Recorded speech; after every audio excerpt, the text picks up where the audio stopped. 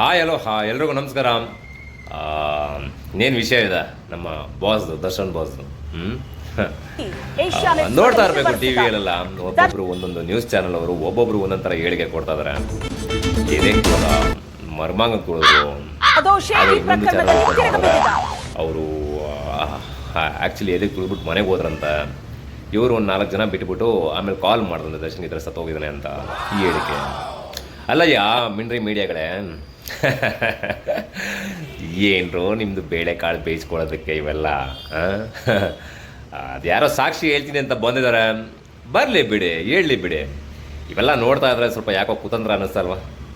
ಮೊನ್ನೆ ಒಂದು ರಾಮನಗರದಲ್ಲೇ D boss ಅಂತ ಒಂದು ನಮ್ಮ ಅಭಿಮಾನಿಗಳೆಲ್ಲ ಕೂಗ್ತಾ ಇರ್ಬೇಕಾದ್ರೆ ಅಲ್ಲಿ ನಮ್ಮ ಚೀಫ್ ಮಿನಿಸ್ಟ್ರು ಸಿಟ್ಟಿಗೆ ಹೇಳ್ತಾರೆ. ಅದಾಗಿ ಮಾರನೇ ದಿನನ ಈ ಪ್ರದೋಷನೂ ಸಾಕ್ಷಿ ಹೇಳೋದಕ್ಕೆ. ಯಾರಿಗೆ ಗೊತ್ತು ರೀ ಏನೇನು ನಡೀತಾ ಇದೆ ಒಳಗಡೆ ಅಂತ. ಅದರಲ್ಲೂ ಈ ಮೀಡಿಯಾಗಳಂತೂ ಬೇಡ ಗುರು, ಒಂದು ಪಟಾಕಿ ಹೊಡೆದಿರೋದಕ್ಕೆ ಬಾಂಬೆ ಬ್ಲಾಸ್ಟ್ ಮಾಡಿಬಿಟ್ರು ಅಂತ ಹೇಳ್ತಾರಲ್ಲಪ್ಪ. ಮೊನ್ನೆ ನೋಡಿದ್ರಲ್ಲ ಸ್ವಾಮಿ, ವಿನಯ್ ಕುಲಕರ್ಣಿ ಅವರು ಆರೋಪಿಯೆಲ್ಲ ಅಪರಾಧಿ ಪಟ ಕಟ್ಕೊಂಡು ಬೇಲ್ ಗಳಿಸ್ಕೊಂಡಿದ್ದಾರೆ. ಇದು ರಾಜಕೀಯ ಅನ್ಬೇಕಾ ಇಲ್ಲ ಅಂದರೆ ನ್ಯಾಯ ಅನ್ಬೇಕಾ? ಎಲ್ಲಿಗೆ ಹೋಗ್ತಾ ಇದೆ ರೀ ನಮ್ಮ ನ್ಯಾಯ? ಎಲ್ಲಿಗೆ ಹೋಗ್ತಾ ಇದೆ ನಮ್ಮ ಕಾನೂನು ವ್ಯವಸ್ಥೆ? ಎಲ್ಲಿಗೆ ಹೋಗ್ತಾ ಇದೆ ರೀ ಈ ನಮ್ಮ ರಾಜಕೀಯ ಕೊಳಕು ರಾಜಕೀಯಗಳು?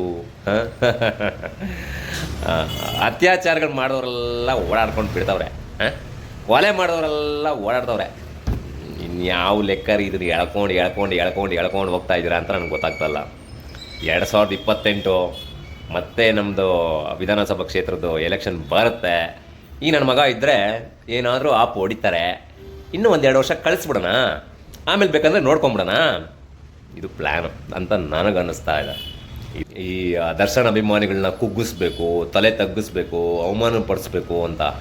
ಸ್ವಾಮಿ, ನೀವು ಅವ್ರ ತಲೆ ಮೇಲೆ ಬಂಡೆ ಹಾಕಿದ್ರೂ ಕೂಡ ಅಥವಾ ಏನೇ ಆಪಾದನೆ ಮಾಡಿದ್ರೂ ಕೂಡ ಅಭಿಮಾನಿಗಳು ಕುಗ್ಗೋದಿಲ್ಲ, ನೊಂದ್ಕೊಳ್ಳೋದಿಲ್ಲ, ಬೇಜಾರಾಗೋದಿಲ್ಲ.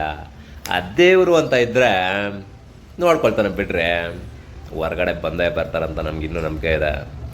ಆದರೂ ಒಂದು ವಿಷಯ ಹೇಳ್ತೀನಿ, ಕರ್ನಾಟಕದಲ್ಲಿ ಬೇರೆ ಒಂದು ಸಮಸ್ಯೆಗಳಿದೆ, ಬೇರೆ ಒಂದು ತೊಂದರೆಗಳಿದ್ದಾವೆ. ಅವನ್ನೆಲ್ಲ ಬಿಟ್ಬಿಟ್ಟು ಎಳಿತೀರಲ್ರಿ, ರಬ್ಬರ್ ಹೇಳ್ದಂಗೆ ಎಳಿತೀರಲ್ರಿ.